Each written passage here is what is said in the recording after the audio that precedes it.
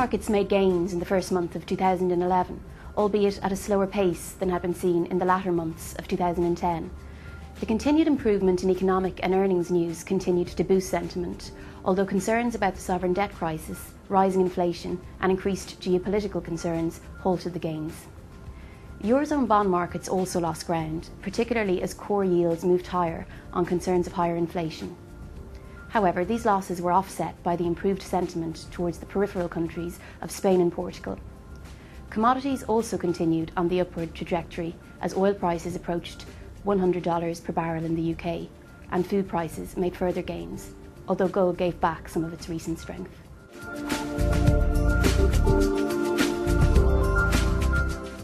The inflationary pressures that have been evident in emerging economies over the past few months became more widespread in January. Headline inflation rates were higher than expected, particularly in the UK, where headline inflation increased to 3.7% year-on-year in December, while headline inflation in the Eurozone increased to 2.4%, ahead of the ECB's target. These expectations have pressured Eurozone bond markets as the yield on the German 10-year government bond increased from 3.02% to 3.15% at the end of January. The continued increases in food and oil prices in January threaten expectations that inflation will peak in the first quarter of 2011, and hence could force central banks to tighten policy earlier than had previously been expected. This has also benefited the euro, which has rebounded strongly to 1.37 against the dollar. On the other hand, core inflation, which excludes the impact of food and energy prices, remains anchored at 1% in the Eurozone.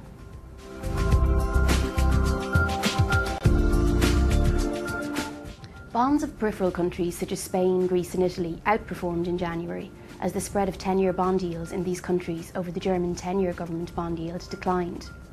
It now appears that policymakers in the European Union are examining a possible resolution to the high bond issuance that Eurozone countries have in the first half of 2011.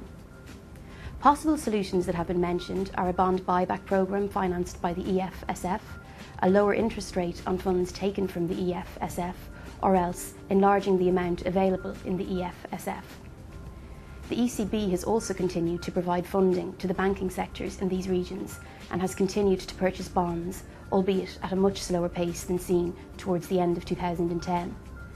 The spread of the Irish bond yield over German, however, was volatile on the back of the political uncertainty in Ireland.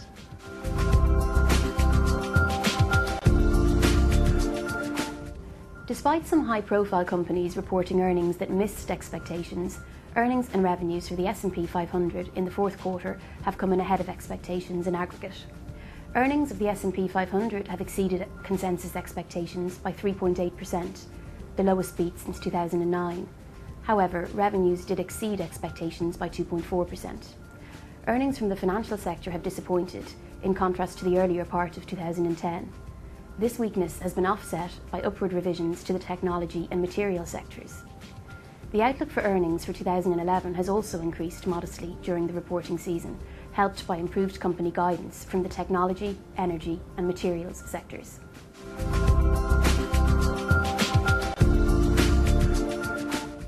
Yes, the economic news continues to surprise on the upside, and the IMF have revised world growth higher for 2011.